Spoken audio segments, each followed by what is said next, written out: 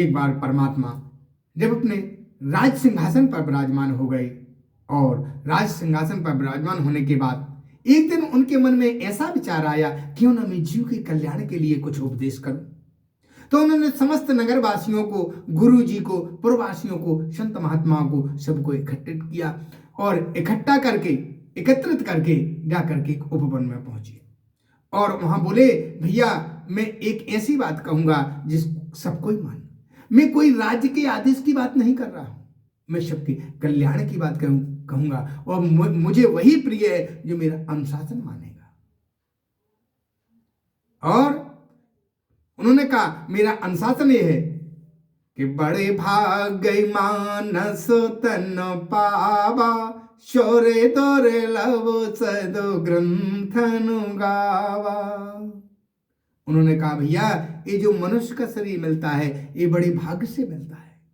शौर्य दुर्लभ, अच्छा तो देवताओं को भी दुर्लभ है मनुष्य शरीर। क्यों? क्योंकि देवताओं का जो पद है वो उसी पर प्रतिष्ठित रहते हैं, लेकिन मनुष्य शरीर एक ऐसा है जिसमें मनुष्य श्रेष्ठ कार्य करके और देवताओं से ऊंचा पद प्राप्त कर सकता है।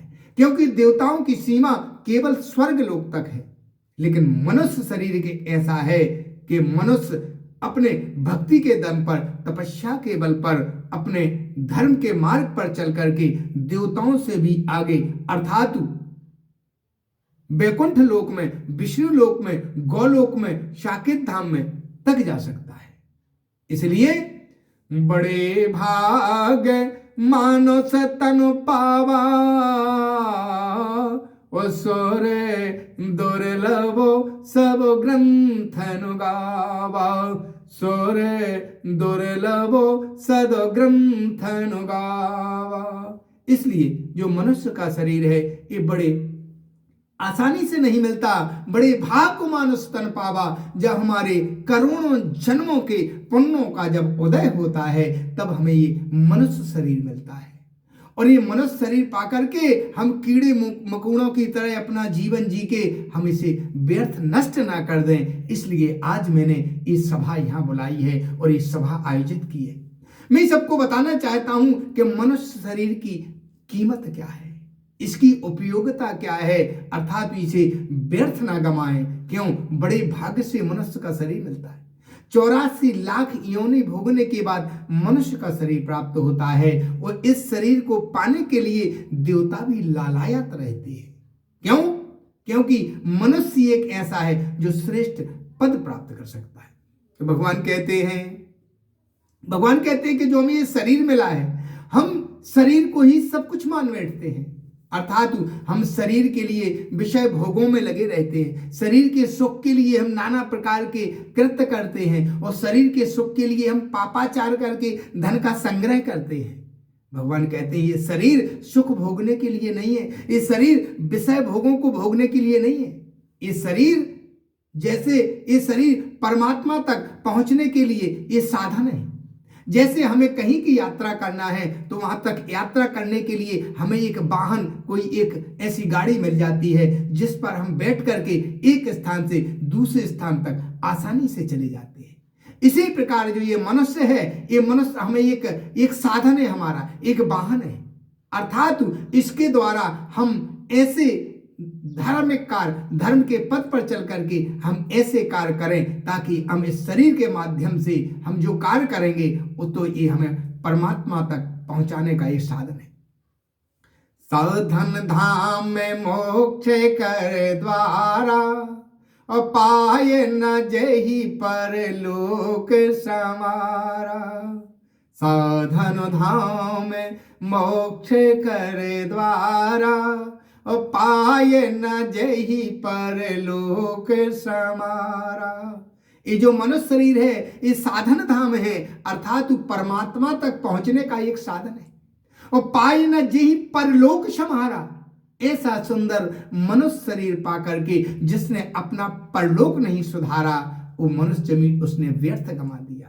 क्यों? ये मनुष्य शरीर विषय भोगों को भोगने के लिए नहीं मिला है, ये परोपकार के लिए मिला है, समाज के कल्याण के लिए मिला है, धर्म मार्ग पर चलने के लिए मिला है। लेकिन जो इन मार्गों पर नहीं चलता है तो कहते हैं सो परंत्र दुख पावई ओ सिर धुन धुन पछताए ओ कालई कर्म है ईश्वर ही ओ मिथ्या दोष लगाए। जो धर्म के मार्ग पर नहीं चलते हैं वो परमात्मा को कोसते रहते हैं, काल को दोष देते हैं। इसलिए भगवान कहते हैं कि भैया जो ये मनुष्य शरीर मिला है ये बड़े भाग्य से मिला है, और जो तुम्हें ये तन मिला है, जो ये शरीर मिला है, ये शरीर साधन धाम मोक्ष कर द्वारा अब पाए न जेहि परलोक समारा।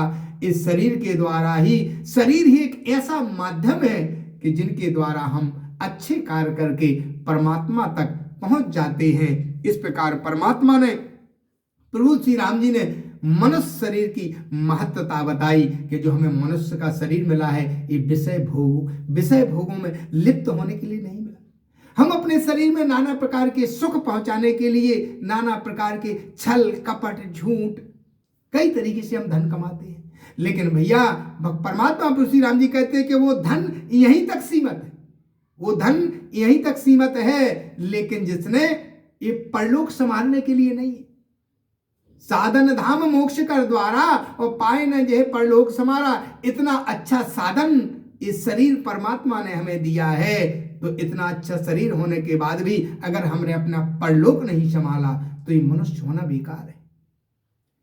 किसी के नेत्र नहीं है तो परमात्मा से कहता मेरा नेत्र होते तो मैं दिन रात भगवान का दर्शन करता, भजन करता। किसी के हाथ नहीं है, किसी के पैर नहीं है, परमात्मा ने हमें इतना सुंदर शरीर दिया है, और ऐसा सुंदर शरीर पा करके अगर हमने भगवान का भजन नहीं किया, अगर हमने परोपकार का कार्य नहीं किया, अगर हमें समाज कल्याण के कार्य नहीं किए तो हमारा मनुष्य होना बेकार है।